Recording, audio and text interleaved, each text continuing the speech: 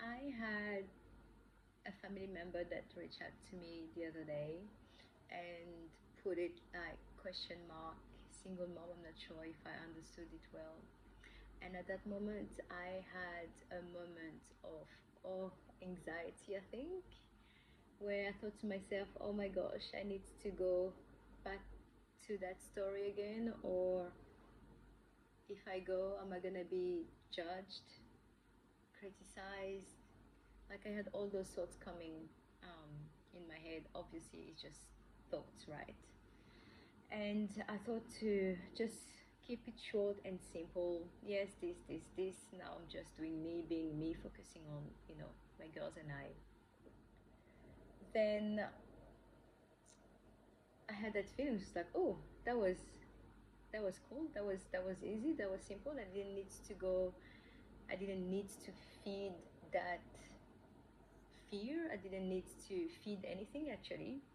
And then I went back to another moment where, well, when I was 30, he proposed me, and then 6 weeks later, found out that we were pregnant. So I had I had my dad on the phone, and I felt so anxious to tell him that.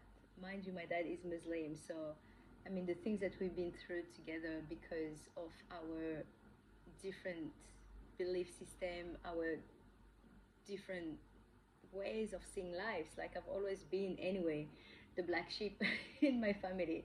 It's Salia that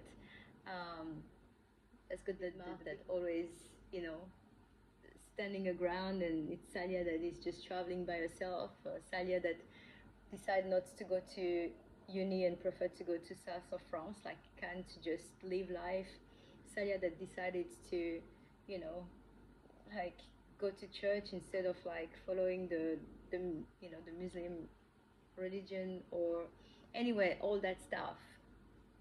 So um, here I am telling him, well, I'm pregnant.